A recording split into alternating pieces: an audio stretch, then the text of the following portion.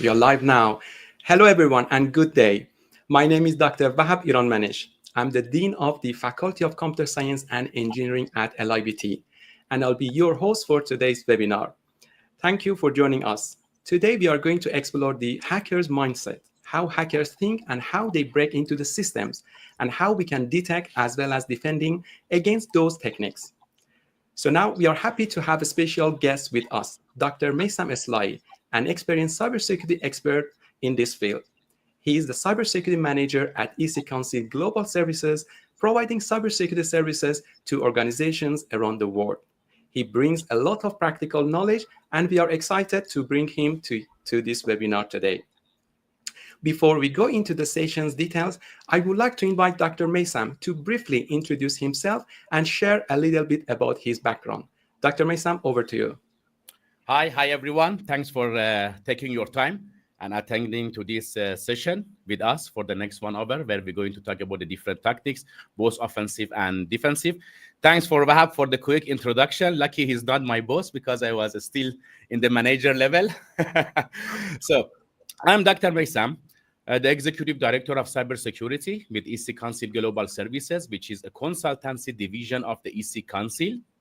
So as you may aware, EC Council is well-known for its board-recognized certifications in cybersecurity. But what we do is a consultancy division in charge for the different professional services, from auditing to the penetration testing, incident response, threat hunting, and a bunch of other services. So I'm 20 years in the industry. The first 5 years was on the IT, and then moved to the information security and now cyber security. So Vahab, I would like to stop the introduction here because I have the introduction slide, so I will continue. Definitely. Yeah, thank you so much for good introduction about yourself. Yeah, thank you so much for that. And now what we are expecting from today's session is this session is about an hour, right? So we'll start with Dr. Meisam presentation, followed by some sort of demonstration, practical demonstration about the same topic. So at the end, we are expecting to have Q&A where you can just ask your questions, right? So please, type your question in the chat box I know you're coming from different platforms like LinkedIn, YouTube, and so on and so forth. So you can leave your questions over there. And during the last 10 to 15 minutes of this session, we are going to open the session to deal with Q&As, right? Questions and potential answer in this case. So I know some of you are looking for certificate of participations, and I would like to say that at the end of this session, there will be a chance to go through specific link that we are going to share with you in the chat box. So you need to fill up that form in order to provide your details, and we will issue this certification at the end of the day, right? So we are expecting to, proceed with that at the end. So that's it from my side without any further delays. So Dr. Meisam, the stage is yours. So thank you very much again, Vahab. Let me share my...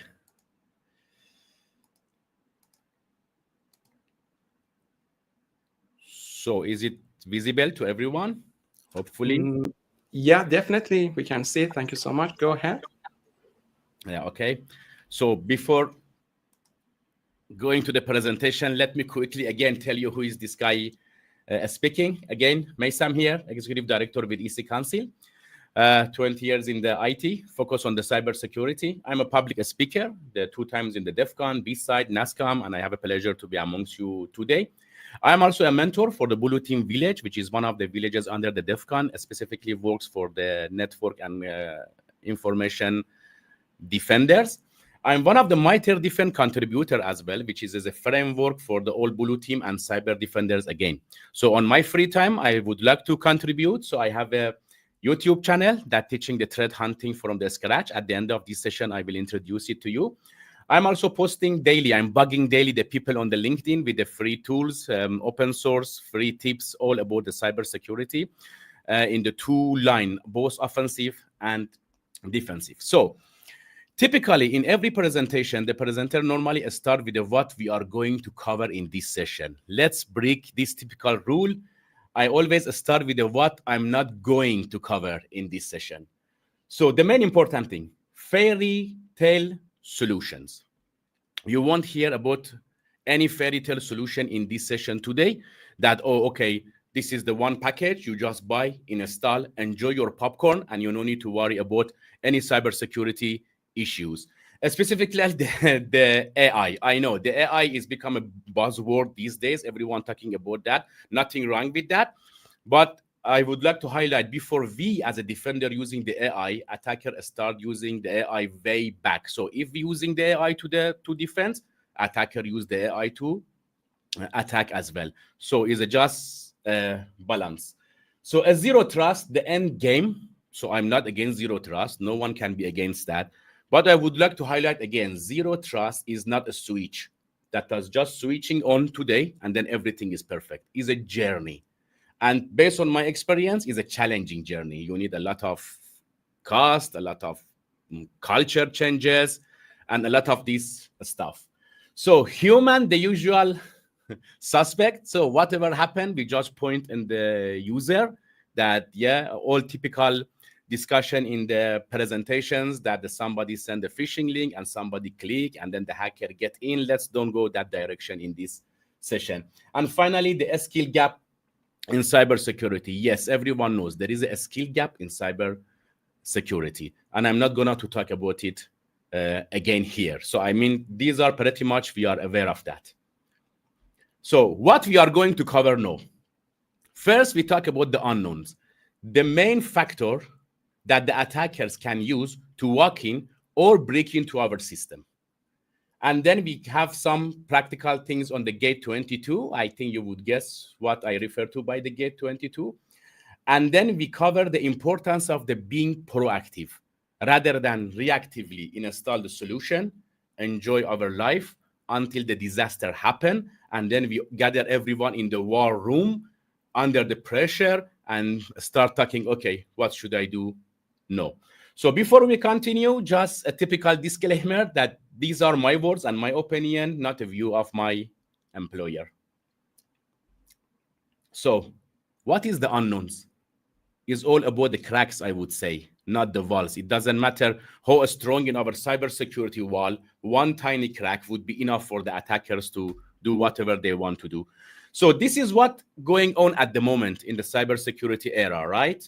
Mainly, we are heavily on the reactive cybersecurity.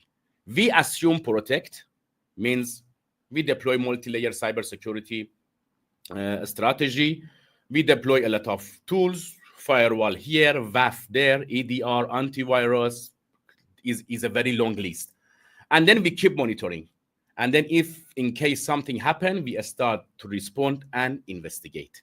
Absolutely nothing wrong with that. This is like 80% of what we are doing at the moment.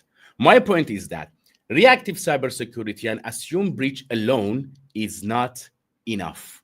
According to the IBM, a few years back, only 80% of cybersecurity attacks can be detected by cybersecurity solutions, automation, and SOC tier 1 and tier 2.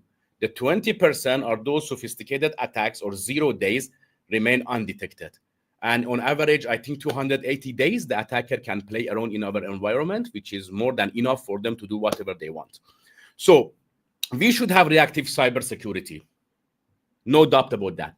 But in parallel, we should consider to being proactive, where instead of assume the breach, we assume protection, we assume the breach. I love this mindset.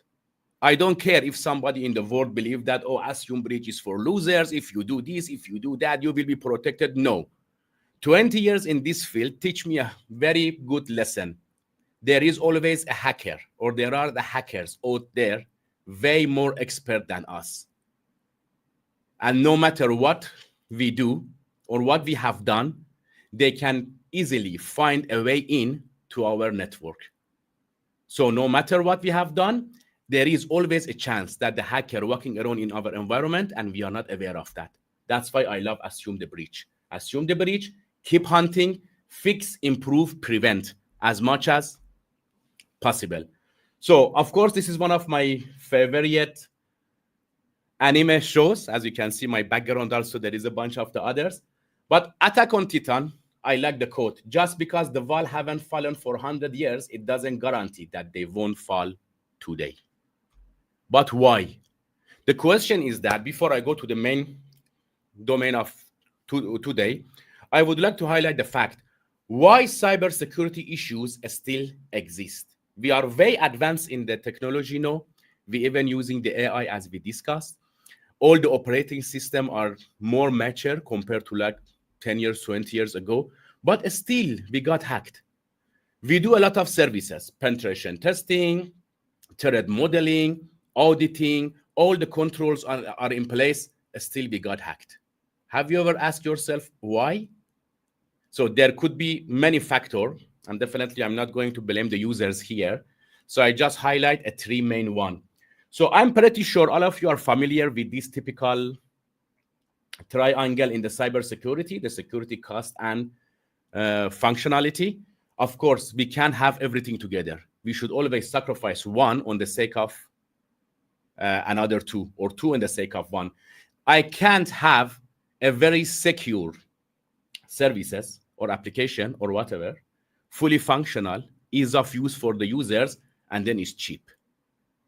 I think everyone in this session agree that's almost impossible. So while we, as a business owner, as a cyber defender, always have to fight between this trade-off between security costs and functionality, hackers don't have that. They are not worried about that. They have lower cost compared to us. They are just going to the underground market, get some open source tools, just running it, and they start bothering us. Attackers are not concerned with securing system. They don't care. And don't need to worry about the functionality of the system for legitimate users. So while we are worried about these three, they are completely don't care about these three. And it's impossible to have those three all together for us. So for 1 second, let's imagine we are Alice in the Wonderland, or we have a magic stick. We have a system, an environment, which is fully secure, surprisingly cheap, and it's easy to use. Still, we have to face the Swiss cheese model. I like this Swiss cheese model concept. So everyone heard about the multi-layer cybersecurity, right? We place a multi-layer of the cybersecurity in place. In case one layer fail, there is a chance that the second or third layer could stop the attack. So cyber cheese model says that, like the tiny, tasty holes in every slice of the cheese, it could be a tiny crack, could be misconfiguration, could be human error as a technician, could be the problem with the fine-tuning, system updates, whatever, in every layer. And if by chance the issues in the different layer align, it gives a proper good way to the attackers to walk in. So we can have all the layers super perfect.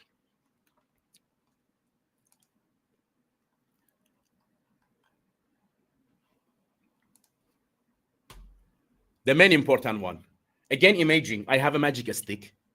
I have all those three, functionality, ease of use, and cost together. And my layers are perfect. There is no crack in anything. Still, we can only protect what we know. We can't protect what we don't know. And this is where we at EC Council come up with the idea of the scope X. I'm telling you why. Many years dealing with the many clients, we start realizing that no matter what we do, either audit, web penetration testing, red teaming, ethical hacking, we are limited to a scope. The client comes to us and says, okay, I have this number of the IPs, this number of web applications, this number of, I don't know, IoT devices, and I think they are in the scope, and I want to test. I have a lot of other assets, but I don't want to test them. For whatever reason, they believe it's not necessary to test. So I'm telling you, no hacker ever in the world call you up front and said, sorry, what was the scope of your penetration testings? Because our team would like to limit the attack only to your scope. All the stuff that we put out of the scope and we believe is not necessary could be a potential target for the attackers. But still, either they are in a scope or out of the scope, they are known. We know them. I know this application and I want to test in the scope. I know this application, I don't want to test out of the scope. There is a third most dangerous one, more dangerous one, scope X, something that we are not even aware of its existence. Something exists in our environment, but we don't know. It's happened to me. Like 2016, I was in charge for one of the major telecommunication companies incident response in Malaysia. One server got hacked and no one knows where is that server located. A very basic issue with the asset management. Yeah, of course, there is no 100% security. We should just need to be not low-hanging fruit. So another scope X, I'm going to ask you a question. No one to answer me there. Just answer to yourself. How many subdomains does your company have? How many of them being monitored? Subdomains are my favorite assets because they are everywhere. The larger the company, the more are subdomains. And subdomains is one of the main key entry point for the attackers. So attackers, unfortunately, know the environment, know our environment more better than us. They look for subdomains because behind every subdomains could be a service, could be open port, could be applications. And you know what's wrong with that? Imagine a company of 20 years. A lot of development team came and go. So they run a subdomain, they run a service behind that, test the application. They forget to shut it down. It's still there. And it's not inheriting the cybersecurity from the parent solutions in a company. They are still there. They are still exist. And they are my favorite fruit on the table when we do the red teaming or ethical hacking. Because even my scanners can't find anything. A simple subdomain scanning helped me to find at least 1 or 2 severe findings. When we talk about the subdomains, it's not necessarily only the applications, the web applications, or the portal, or some fancy things. It could be as simple as the open port. And one of my favorite ports is port 22.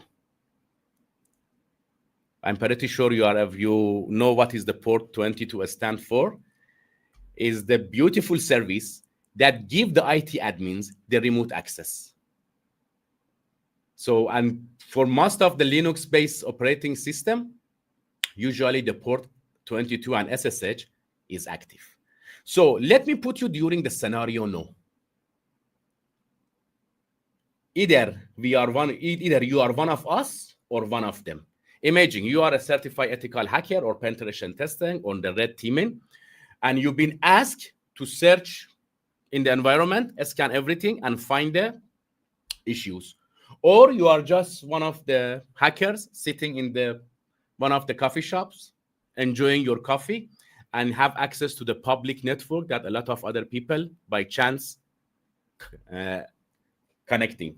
So what would be the first technique used by every attacker or cybersecurity professionals in that scenario? So it's not as easy as what we saw in the movie, that the few crazy, high, fast speed typing, a nice monitor with the black and the green things go. And then we hack. The first thing is map attack surface by identifying the live host, open ports, and services. Let me switch back to the VMware. I think we are done with the talking now. I'm not really a big fan of the cybersecurity on the paper.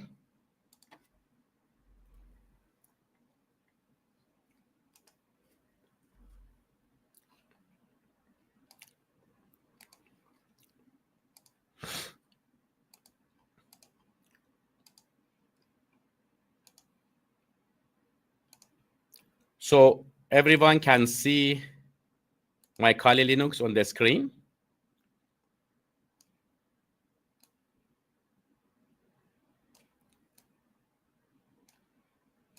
Hope it's visible to everyone.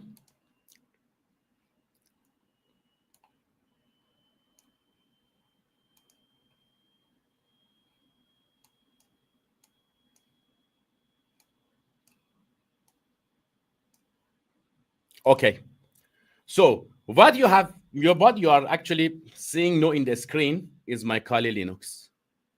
I give you a scenario from the attacker perspective. I'm inside a network. We are inside a network.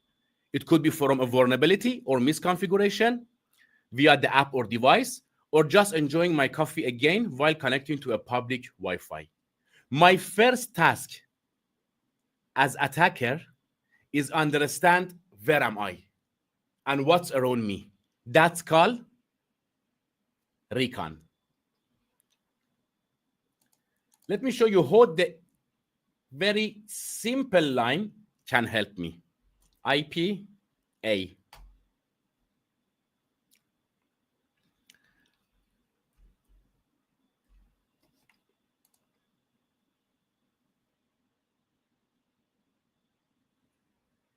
Unfortunately, my magnifier is not working on. Oh my God. Okay.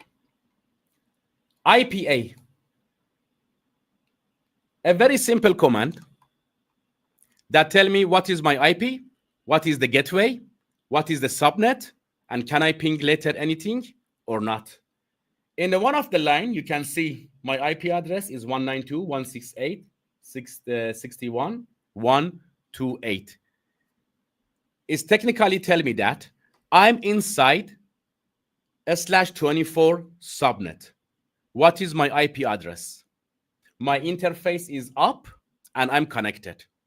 And when the subnet mask is /2 it technically means I may have another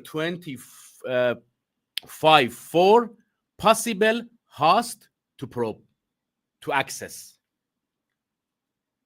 So what would be the next? When I have the potential, another 204. We do the recon, and then we go for the normal scanning. So all the question, guys, that you are asking here, I will address that later at the end of the session. Wait.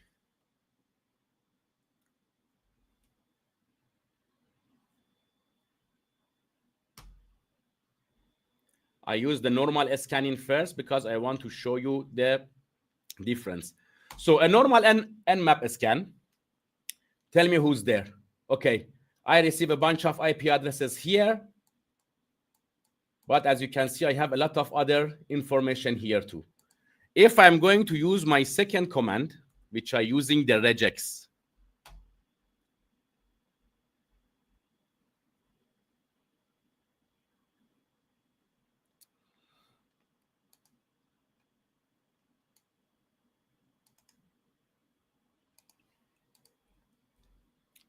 this is still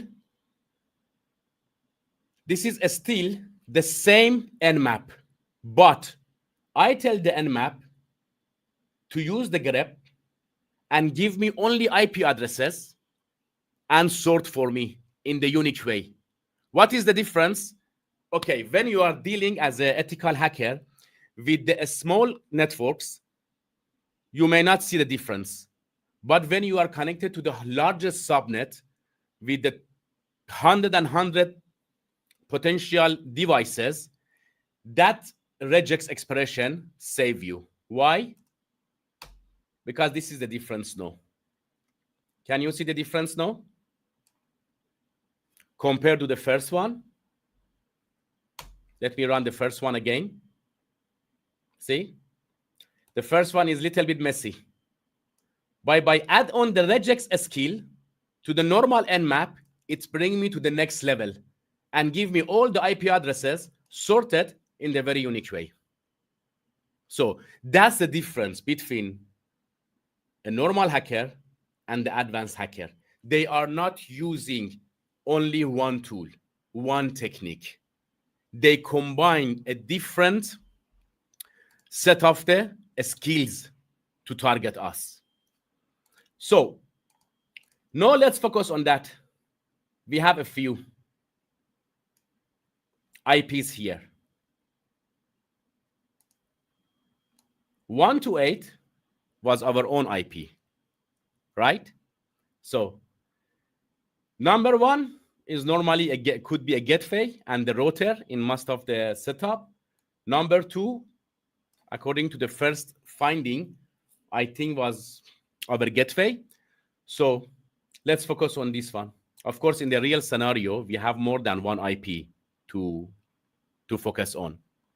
So what would be the next? See, this is the steps I go. The recon, situational awareness. First, as an attacker, I should know where am I, what's going around me.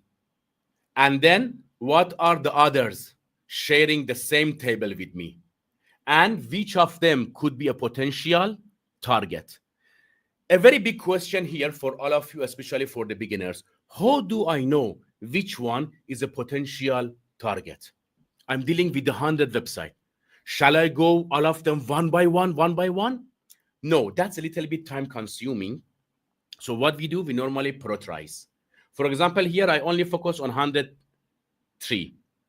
Why? Because I know the one is a router, the 254 normally for broadcasting, 128 is me, and 2 was my gateway. So how fast you can find these things? There is no shortcut. I cannot give you that red pill on blue pill. As a red team on blue team, you have 3 times per day and you become the expert. It needs dedication, practice, search, join the conferences, and talking with the experts. If you can find the mentor, that's the experts. This is the knowledge and experience you are going to build over years. I don't want to say you should be highly skilled, but you should be highly dedicated. As one of the influencers in the LinkedIn, everyone went talk about, yes, it's easy. You can easily come into the cybersecurity field. I don't say it that easy. Yes, you can come to the cybersecurity field, but it needs hard work. It needs dedication. It needs practice, daily practice. If you have that dedication, yes, it's easy to come. Now let's focus on this one. The next one, I want to see what are the open doors there. Is there any port opening?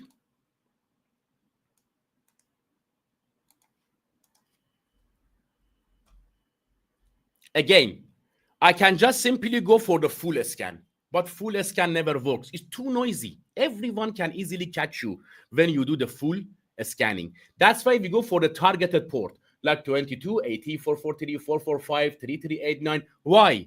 Simple, because there are the most top used ports. There is no guarantee I can get anything, but there is a chance I get something. Let's try our chance here. Because this is my environment, that setup, I know there is a chance. Okay, here we can see the port 22 SSH is open. So let me tell you why the SSH is open, because this is the nature of the SSH. SSH is a service that used to give me the access remotely to my server. So in order to access to give me the remote access, it's publicly available. If I can access to that, the hackers also can access. The point is that if I'm not the expert cyber defender, not properly configure and secure my port 22, it can give a way to the attackers to hack in. There are many attacks on the port 22 and SSH. Could be the old version, could be the vulnerabilities, but one of the common one that we have seen like in the daily basis in the logs is a very simple brute force attack. Running the brute force attack is as simple as just running a command. Is running no. Is trying a different passwords against the username Ubuntu. It could be username root. It could be username user, or it could be multiple users. So look at this screen. Nothing. I can't understand the logic behind this attack. I cannot read the mind of the attacker if only I focus on the tools rather than rules. I always say to my mentees, if you want to be expert in the field, know the rules before using the tools. So, and this is my basic rule. If you are an attacker, you should know how to defend. If you are a defender, you should know how to attack. It's a very basic logic for me. If you don't know how to defend the gate, how you want to bypass. And if you don't know how the attackers bypass your defense, how you want to defend. These are a two wing. I can fly high with one wing. Okay, I'm an expert in the offensive, the best red teamer, but I don't know how to defend. I'm a best defender. Okay, what you want to defend when you don't know how the attackers attack? No, let me give you a very simple tips. There are a lot of labs, a lot of CTF games, a lot of vulnerable VMs available outside that give you opportunity to use the hacking. But what you see there is exactly this screen. And then you are waiting for the result. You should set up your own home lab where you can see the attacker machine and the defender machine. I will have the short YouTube video on that in the few weeks about how to do that. I'll show you why it's important. I'm running the attack here now, right? Let's move to my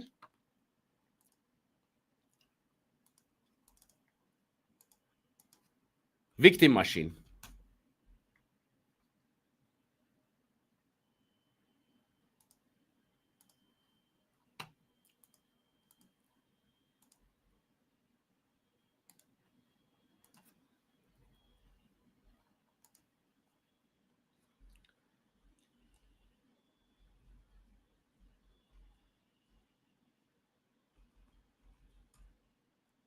Okay.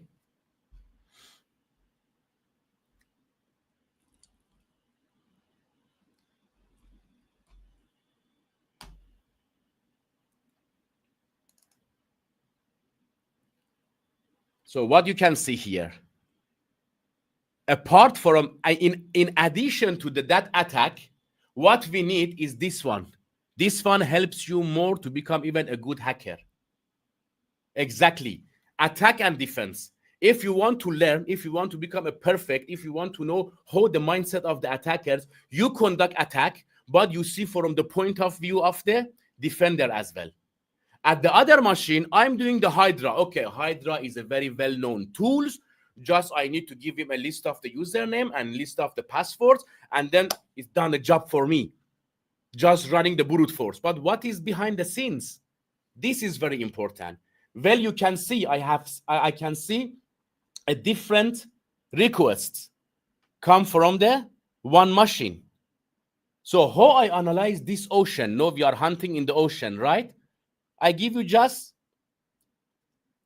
a tip. You just need to go to the protocol hierarchy. Can you see here? 57% of the network at the moment generated on this machine is SSH. Is it something normal in your machine? Is it something normal in your environment? The moment you start thinking like that, no, you know the importance of having the baseline, right? When you know the baseline of your environment, when you know what is norm in your setup, then you can easily identify the deviations. So, for example, maybe in your network setup, you only have 2%, 3% only the SSH packets, and now suddenly a spike to 57. So this is something wrong, and we have to look for it. So my point again is that don't only focus on the offensive tools if you want to really learn how the attackers conduct the attack. Let me stop the attack here. So this is the example of the SSH log that I already downloaded. Let me go to, yep, we have it here. If I open the file for you, you can see it's a bunch of activities there. So let me see how many lines.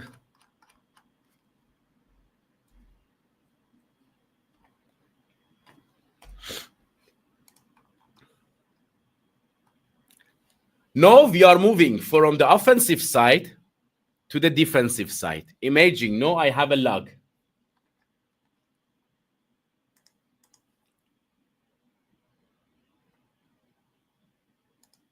And this log contains some SSH related information.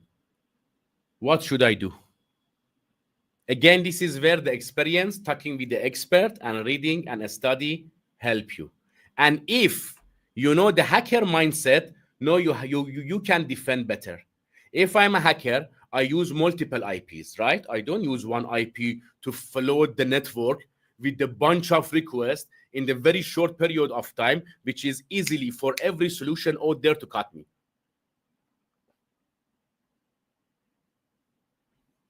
We use different IPs from different places with a different timestamp. For example, a bot or a bunch of the bots together, which is botnet.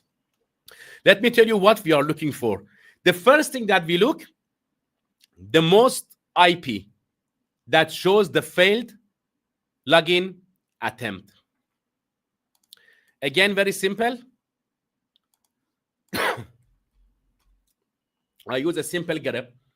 I said, look for this pattern, the failed password, in this log, and give me the top counted one. Here we go.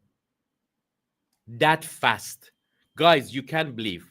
Even the simple command line of the Linux is super helpful, both in the hackers and defenders. Now I have one IP that shows the highest rate of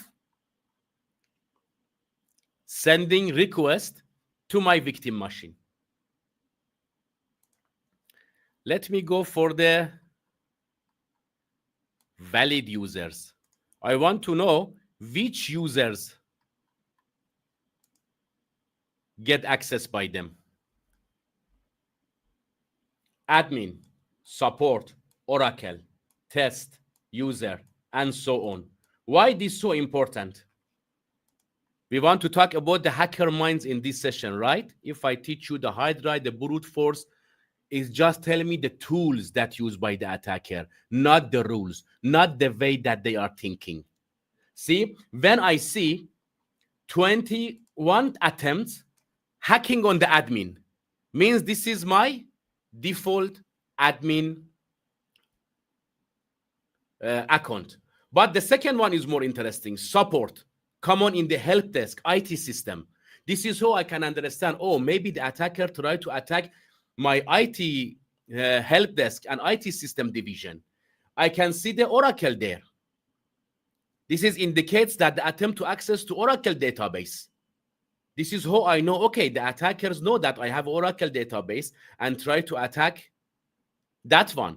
But for example, if I have the user or guest, these are so generic. Even the admin and root is so generic. But what about test? Why the attacker should just test? Very simple one. Because normally the test used in the default and test environment. And whenever we see that one, means it's something poorly configured. You go and scan subdomains or wherever you want, you can see how many tests, staging, blah, blah, blah, blah. The moment I see test, it comes to my mind, okay, this is something poorly configured. And most probably, I may do something on that.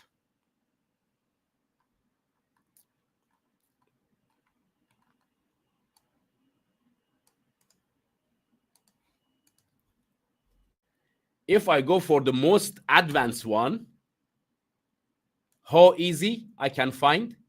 I can find the type IP was this IP and 276 attempt on my username root. Just simply. But the point is that, how do I know how to write this one? You only know how to write if you know what you want to hunt and how to attack. So the last stage, I want to know, is there any successful attack? If there is a successful attack, which simply accept password, means I'm gone. So there is no successful attack there. Means the attacker attempt, but it was not successful. Very good question that somebody asked is, what is the minimum cost to prevent hacking? Being proactive. Very simple. This is what I'm going to cover now.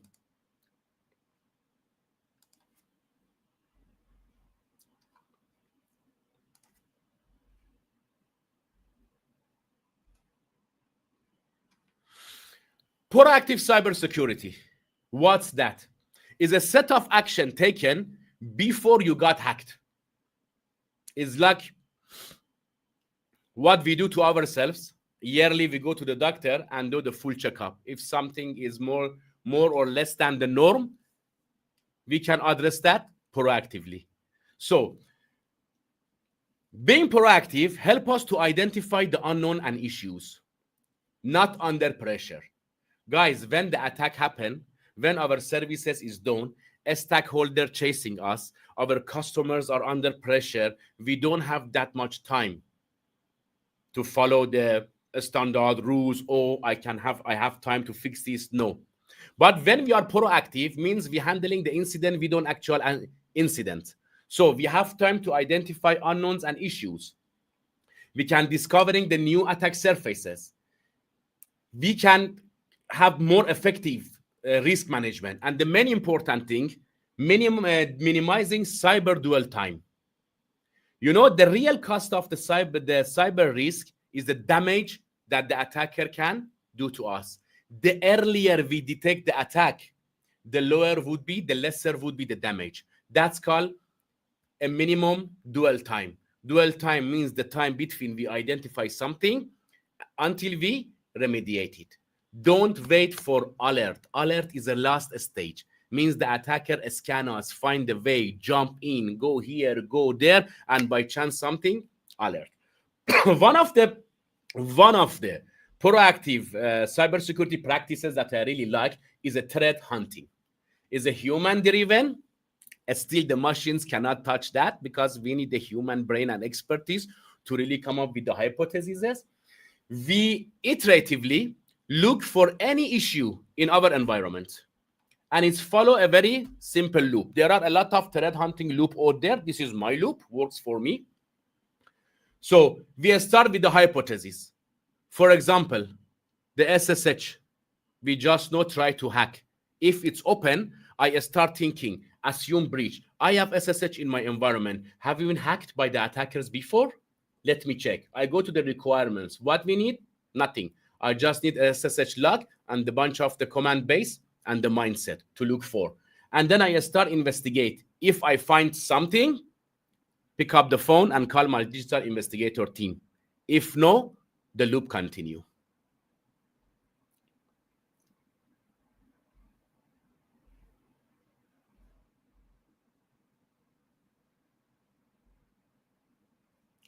Another big factor and the important things when we focus on the cybersecurity, both as a hacker and both as a defender. These three metrics. There are a lot on the table, like mindset, awareness, priorities, capabilities, coordination. Leave them apart. Three important things: total visibility, data quality and availability, situational awareness. The problem is that the visibility that the attackers have are higher than us as a defender. The attackers know us better than us. Data quality and availability. You may have a lot of services there, but the log is not available, especially when we go for the SaaS and cloud environment. We go for the cloud, we hire a cloud, operational wise is good, everything is happy, I enjoy my view until the things happen. Then we go to the cloud provider. Can I have access to that log? SLA, you didn't pay, is not available. Or is available, is not enabled. We don't have the quality data. And situational awareness. That's the difference between defender and attackers. As an attacker, when I want to attack, I don't care what is the norm of the SSH in your environment. But as a defender, I should check. I receive 57% packets from the SSH. Is it a normal? This is what we call it, situational awareness. So we are at EC Council, provide a bunch of cybersecurity related training for you. I mean, you can channel with your partner there if you are interested to become certified. If you just want to do the self-training and you are the big fan of that, feel free to follow me on the LinkedIn. I do the daily post, all in the open source tips, techniques for both defensive and offensive sides. And follow my YouTube channel if you like. Nothing cyber. I'm teaching cyber threat hunting from the scratch. So, cyber defense is a never-ending battle. This talk ends here, but of course the battle never ended. Just explore the scope X, know your unknowns, and be proactive. So in the last 15 minutes, I would be more than happy to address any question. Yeah, that's great. Thank you so much, Dr. Meisam, for your great presentation and also the demonstration around red teaming and blue teaming, or to be very specific on offensive and defensive. So it was very informative and is giving us kind of great understanding of how attackers basically can think and how we can defend against them, relevant to the scenario that you just talk about it. Before jumping to Q&A, right? So I would like to highlight some sort of takeaways that I got it from your presentation. So the first point that I got it from your presentation is like usually hackers, they often know more than those of us in the defensive side, which means that if you need to be, very kind of person or individual one in your company to protect your business, to protect the organization, you need to think like the hackers, which means that potentially you need to think like how you're able to identify different assets relevant to your business, relevant to the business environment, whether it's enterprise one or the cloud environment, and so on and so forth. The second point that I can highlight here is like understanding the rules before using the tools. I really like that kind of sentence that you mentioned a couple of minutes ago, because it's helping us to make sure that we are applying the right logic, right, as well as context before leveraging any tools or before using any tools or hacking tools in this case. So that one was the other point that we got it from your presentation. And last but not least, the third point that I got it from your presentation is about threat hunting, which could be very effective when it comes to proactive, which means that we can use threat hunting as some sort of proactive strategy for detecting any attacks in their early stages. So I've got these 3 key points from your presentation. Again, thank you so much, Dr. Meisam, for your great presentation. So now let's deal with the Q&A, where we can just, I can share the questions these questions that are coming from participants with Dr. Meisam. So please go ahead. If you got any questions at the moment, you can just type it in the chat box. So we are going through each questions and answer your questions in this case. So I think there are a number of questions in the chat box. Let me just choose from the top. I know there are a lot of conversations here and there. So I'm scrolling up to make sure that I'm not missing any of them. Yeah, there are a lot still. I'm scrolling up. Give me a second. Right. So still I'm scrolling up and down. So there is a question here from Best of Both Worlds, right? So there is a username who basically just called himself or herself like Best of Both Worlds. He or she's saying that, hence the saying, there is no 100% security. Is that true? Dr. Meisam, do you believe that? So definitely. This is something that I always say. There is no 100% security. You just need to be not a low-hanging fruit. I always say, if a tiger chasing me, I don't need to run faster than tiger. I need to run faster than you. So unless the hackers are really specifically dedicated to attack your organization for any specific reason, normally the hackers go for the easy targets, low-hanging fruits. If you just follow a basic norms and you are not that easy target, most probably they just pass you and go to the next target. Yeah, there is no 100% security. We just need to make life harder for the attackers. All right, that's great. Thank you so much for your answer to this question. So the next question, let me scroll down in here and see what is the next question. So there's another question here is like, is it safe to use a public Wi-Fi? This is kind of very generic question in this case. Faith Clark? Definitely no. Unless you use those Wi-Fi encryptor dongles that I don't think is necessary for all of us to have that. But there is a tip. If you want to use the public Wi-Fi, at least avoid use sensitive services like your sensitive usernames, your emails, your banking accounts. For those one, you can easily use your mobile data of course, is a cost, but again, we should sacrifice the cost in terms of the security. But if you are in the situation that have to use the public network, I suggest that get those dongle that encrypt the public Wi-Fi and the internet's access. And also, could we suggest something like, apart from the dongle, right, kind of cheaper solution like having kind of VPN credentials to be used in this case? Is that kind of solution we can use? Yeah, there are always solutions there, but Vahab, I cannot whitelist anything here because we never know. Yeah, definitely. It does make sense. Thank you so much for that. There is one more question from, if I'm not wrong, The Crown Official. He's saying that how do we ensure we are one step ahead of potential hackers? So how we could be ahead of, bad guys or hackers? See, this is a very tricky question. There is no guarantee that we are ahead of them. Again, 20 years in this field, I'm always believe they are ahead of us. Why? Because they don't have life. We do. We wake up at morning, we go to a school, we wake up at morning, we go to the office. They are just sitting in their room, enjoying the nice design and hack.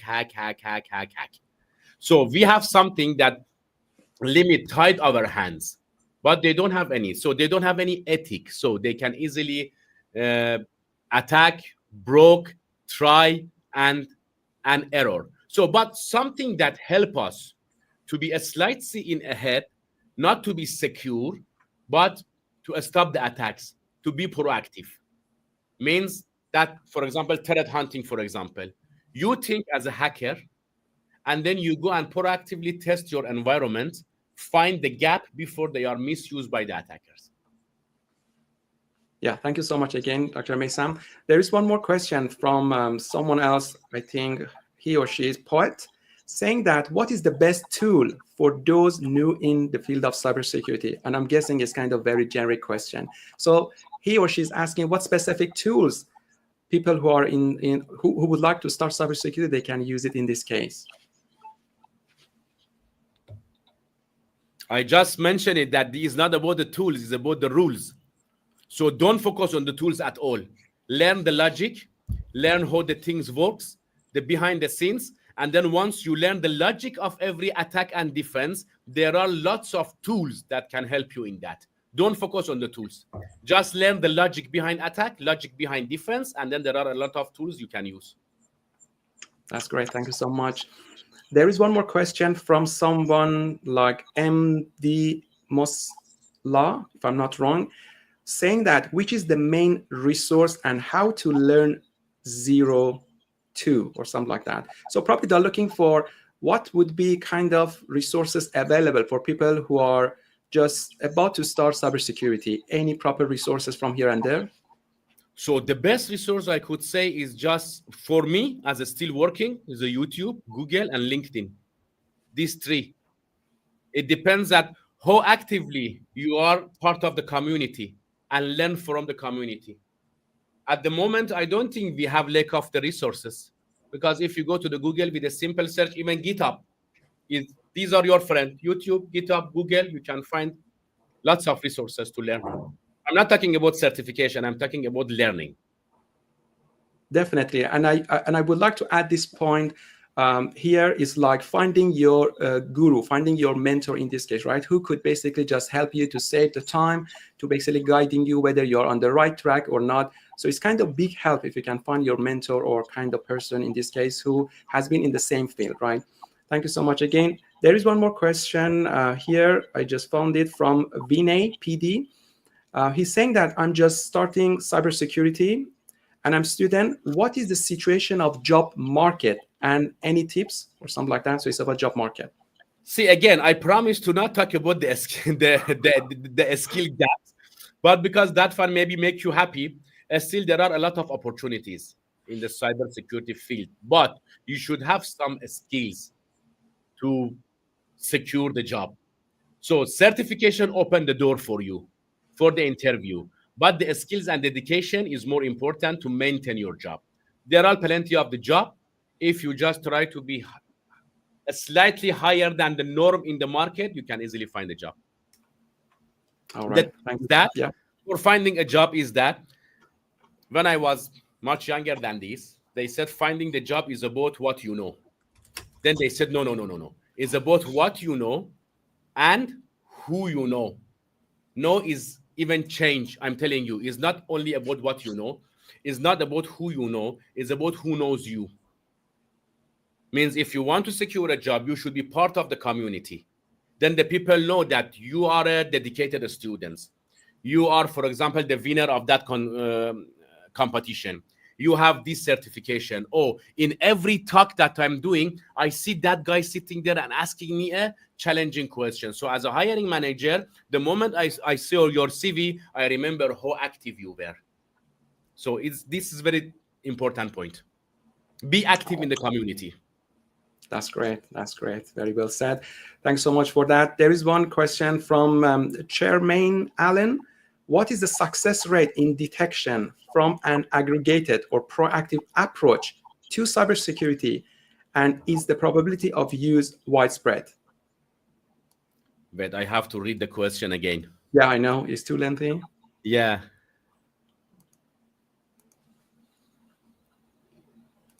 Basically, yeah, it's about the same concept you talk about it, like proactive, like threat hunting and so on and so forth. So how much it could be useful in order to detect any sort of What is the success rate in detection from an aggregate proactive approach to cybersecurity and its probability of use? See, there is no any measure on the there is no any numerical measure that I said, okay, if you do this, for example, 80% you are secure. Again, it's just to make life harder for the attackers. Even 1%, even 0.5%, that's still better than zero. Cybersecurity is a journey. When we start protecting ourselves, we start from zero. We may not be 100, but at least we are not in the zero anymore. All right. Thank you for that. So there is one more question here from, if I'm not wrong, Magalanes. So he's asking, in financial aspect, what are the worst case scenario a data hacker can do in our data system and financial system? Data leak. In financial system, the nightmare in when your data is encrypted by the ransomware or sensitive data leak. I think that's the killer for every business on that in the FSI. That's great. Yeah, it does make sense. One more question from someone else, Alfred Brown. He's saying that what are some of the strategies that can be used to stop attacks? So what potential strategies any company's organization they can use to stop some sort of cyber attacks in this case? Again, this is the multi-layer stage. We cannot say, okay, this is the single solution. This is what I highlight at the beginning of the presentation. I'm not talking about any fairy tale solutions. It's about the mindset. So people, process, technology, all of these things must be fairly secure. So the users must be trained to focus on the security metrics. Our devices should be updated. The configuration should be there. The preventive solution should be there. These are all the minimum basic things that we can do for. I'm not here to sell, okay, install zero trust and then enjoy. No. That's great. If that was really practical, we couldn't have this session. No, everyone in the world just install that and relax. Yeah, for sure. So there's a question from Annie Ruth or something like that.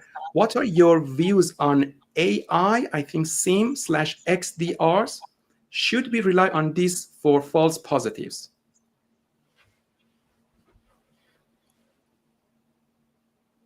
What are the views on the AI SIEM XDRC? I'm not a solution person. You give me the best solution and you say this is the AI technology from 100 years in future. I still believe we need a human plus machine. Means those results should be validated. Again, 80% of the attacks can be detected by the automated solution. This is not my code. This is the IBM code, which is in the industry, I think before we born. 20% of the attacks can bypass.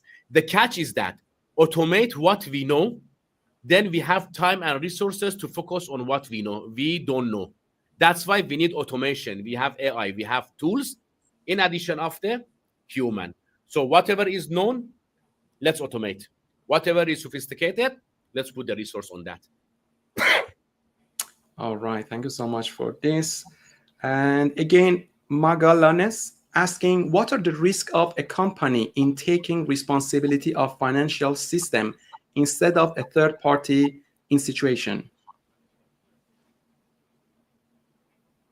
See, the third party cyber, the third party security assessment is very important. But let me tell you, no, we are talking about a fourth party. Because sometimes we go and hire the third party to do our things, right? But we don't know the third party dealing with another party, which is a fourth party. This is something that I just recently highlighted in the last early this year conferences here in Malaysia, that everyone talk about a third party risk only. But what about the fourth party?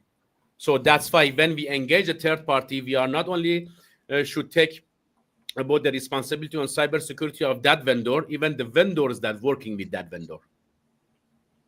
All right. So Emmanuel asking, how do defenders who leave their work, their job, and they would like to become hackers, how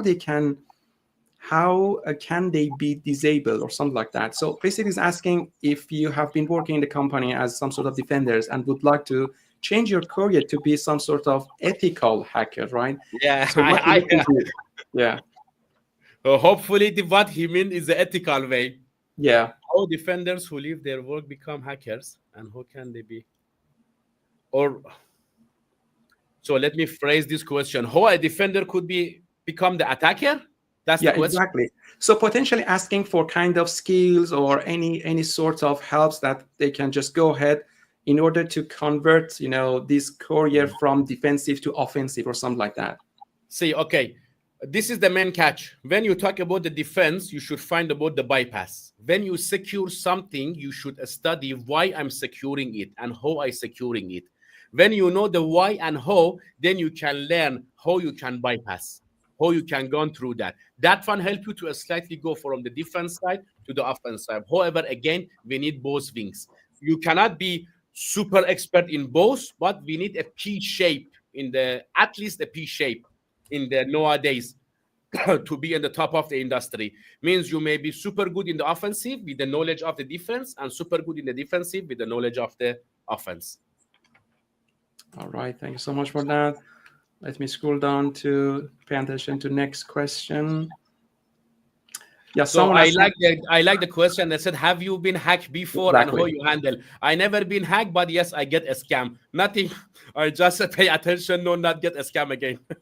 Yeah, definitely. And as you mentioned, right, so cybersecurity is like, we could not reach 200%, isn't it? As we mentioned, it was our first question or first kind of discussion. So anyone could be hacked at some point. Any businesses, any companies, organization could be hacked. What we are trying to do, we are trying to reduce the impact, right, after the cyber attacks as much as we can do, right? So cyber resilience is much more, I can say, if you're thinking of the strategy, it's much more powerful compared to cybersecurity, right? For sure, I don't want to ignore the value of cybersecurity, but we should think of cyber resilience as the second solution or as the solution that could complete cybersecurity. So this is something that potentially we need to consider it at the end of the day. Yeah, that one was a very interesting question. Yeah, thank you so much again, Dr. Meisam.